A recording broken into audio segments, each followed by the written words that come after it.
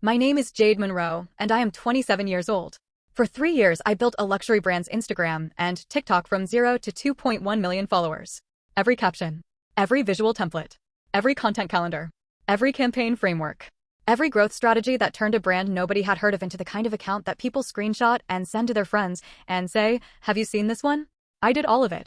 From my apartment, on a laptop I had owned since my last year of university, for a flat monthly rate that the agency I contracted through had negotiated on my behalf, taken their cut from, and I would eventually discover, used as the seed funding for a framework they had packaged, branded, and sold to 11 other clients for $40,000 each. For $140,000. For my methodology. Presented as theirs. Sold to brands I had never met, never consulted with, never authorized. I found out when the CEO of the brand I had built walked into a pitch meeting and recognized my face on the other side of the table. His name was Marcus Elliott. He ran a consumer wellness company called Soleine, the brand I had spent 3 years growing from a 2,300 follower account that posted product shots on a white background to a 2.1 million follower presence that had been featured in 3 major publications and had a waitlist for product drops. He had come to the pitch because his marketing director had told him the agency was presenting a new social strategy. He had come as a courtesy to hear what they were proposing. He had not expected to walk in and see the person who had built his brand sitting on the other side of the table, being introduced as part of a team presenting a framework that looked, in the first 3 slides, almost identical to the strategy she had built for him. Marcus stopped the presentation 4 minutes in. He looked at me. He said, "Jade, why are you presenting this to me? I thought you were working on Soleine." The agency account manager in the room, a man named Patrick who I had worked alongside for 3 years and who had, I now understood, been the primary architect of what had been done, said, smoothly and with the practiced calm of someone managing an unexpected situation, "Marcus, Jade has been helping us develop our proprietary content framework. It's something we're rolling out across several of our clients." Marcus looked at Patrick. Then he looked at me. Then he said, with the specific directness of someone who has built a successful company by reading rooms accurately, "Is that true?" I said, "No." The meeting ended 40 seconds later. Before I take you through what I did in the 5 months that followed, tell me where you are watching from right now. Drop your city in the comments. I read every single one. Subscribe to Karma Archives before we keep going, because what Marcus Elliott did after that meeting, and what I built from it, is the part that changes the shape of everything.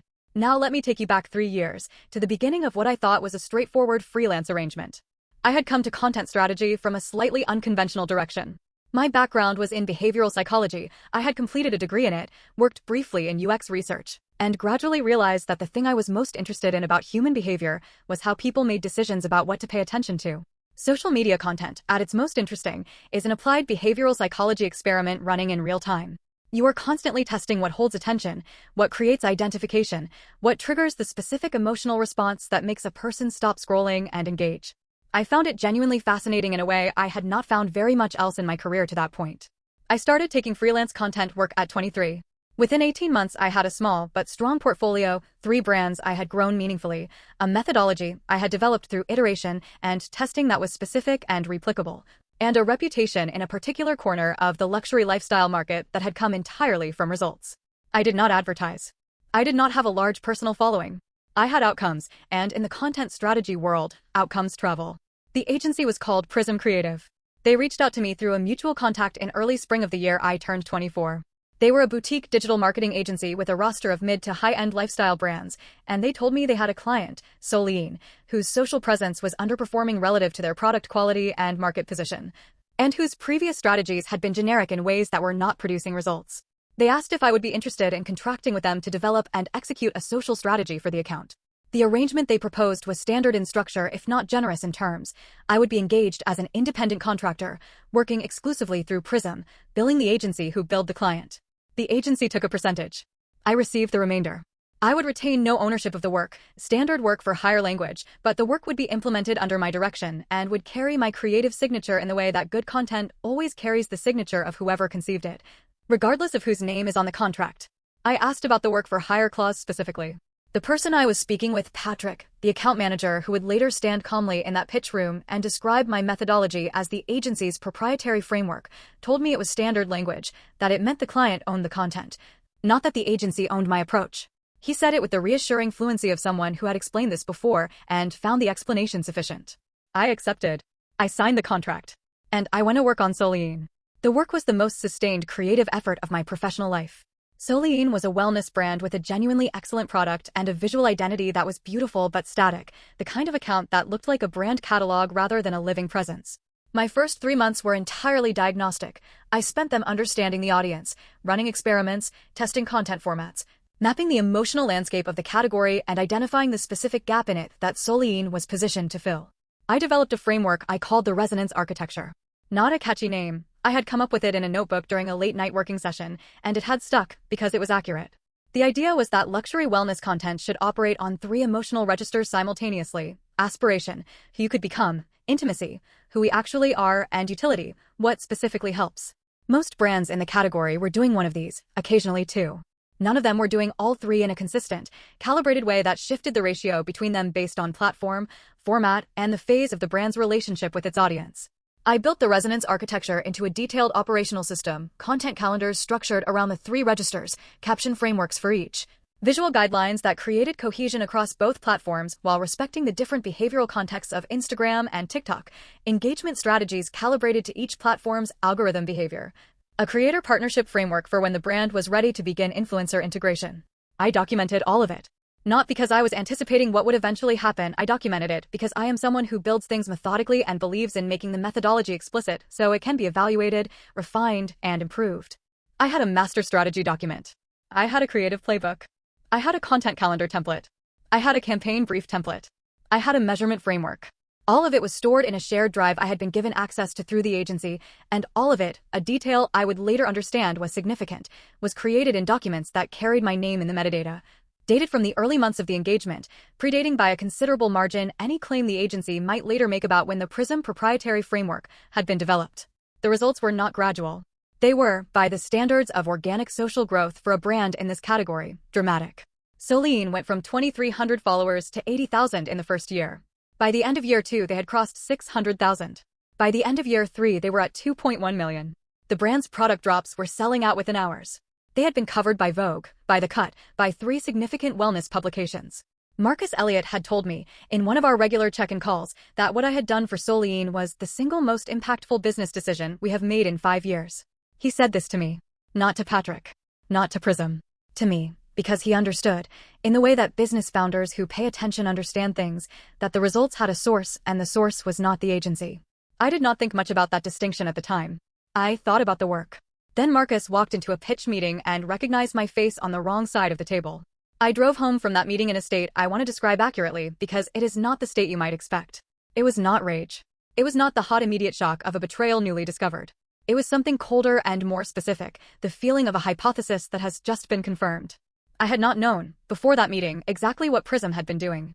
But I had noticed things over the preceding months that had registered as small discomforts without coalescing into a clear picture, references in internal agency conversations to a content framework being rolled out to new clients, the particular way Patrick had begun responding to my strategic updates with questions that felt more like extractions than engagements, a new client onboarding deck I had glimpsed on Patrick's screen during a video call that had, in the half-second I had seen it, looked structurally familiar in ways I had not been able to place.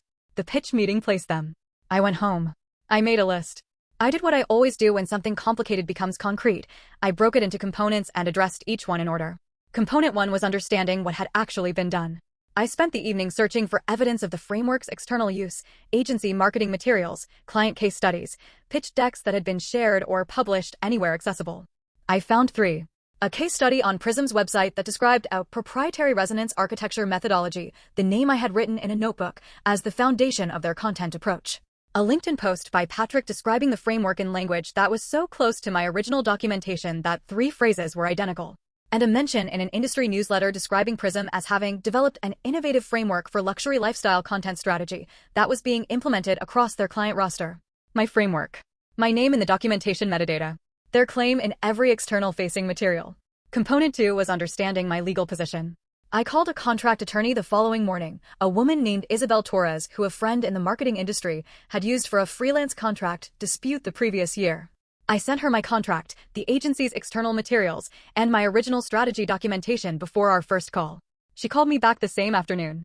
She said, "Jade, your contract assigns ownership of deliverables to the client, to Soleine, not to Prism. It does not assign your underlying methodology to the agency. The resonance architecture as a framework is not a deliverable. It is the intellectual process by which deliverables were produced. That is a meaningful legal distinction.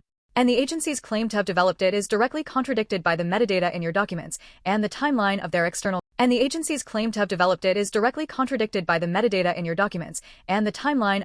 claims. I asked what that meant in terms of what I could do. She said, "You have a potential claim for misappropriation of intellectual property. You have clear evidence of the agency misrepresenting the origin of the framework in commercial settings. And this is the part one want you to think about carefully. You have a client, Soleine, who appears to have both knowledge of the situation and, based on what you've described, a significant interest in how it resolves." I said, "You mean Marcus?" She said, "I mean that Marcus Elliott stopped a meeting when he recognized you, asked a direct question, and accepted your answer over his agency's explanation. That is not the behavior of a client who is unaware of where the value in his account comes from. It might be worth having a conversation with him before we decide how to proceed." I said I would call him. Marcus picked up on the first ring. He said, "I've been waiting for you to call." He told me that after the meeting, Patrick had attempted to explain the situation as a misunderstanding about the scope of my contractor role. Marcus had listened. He had then pulled up the original Soleine account and looked at 3 years of content and asked himself the question he said he should have asked 18 months earlier, who actually built this? He said he knew the answer. He said he had always known the answer. He said he was sorry it had taken a pitch meeting for him to do something about it. I asked him what he meant by doing something about it. He said, "I'd like to terminate Prism's contract. And I'd like to offer you a direct engagement, no agency in the middle. The account is yours. The rate should reflect what the account is actually worth, which is considerably more than what you've been receiving." He named a number. I did not respond immediately because the number was more than double my previous rate and I needed a moment to process it. Then I said, "I want to deal with the framework issue first. 11 clients, Marcus. They sold my methodology to 11 other brands." He said, "I know. I'm going to help you with that." And he did. Marcus Elliott, who had built his company by being someone who paid attention to where value actually came from and believed that the person who created something deserved to be compensated for it, became the most important witness in what followed.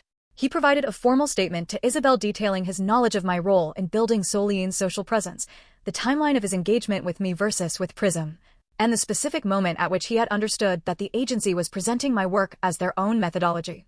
Isabel sent a demand letter to Prism Creative on a Thursday.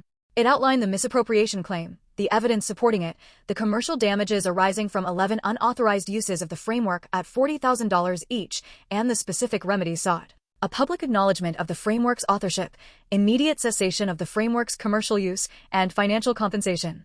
Patrick responded personally within 4 hours. It was not the response of someone who believed they had a strong position. It was the response of someone calculating how quickly they could limit the damage.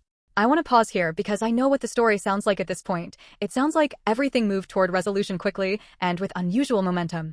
I want to be honest about the 6 weeks between Isabel's demand letter and the settlement, because those 6 weeks were the part of this experience that I do not talk about in professional settings and that I am going to describe honestly here because I think it matters. Prism's initial response to Isabel's letter was to deny the misappropriation claim entirely and to argue that everything I had produced as a contractor was covered by the work for hire clause and was therefore agency property.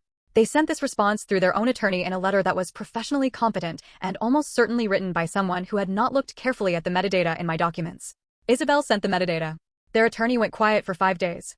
Then they came back with a revised position, not a concession, but a willingness to discuss a mutually acceptable resolution, which is the legal language for, "We have looked at what you have and we do not want to litigate this."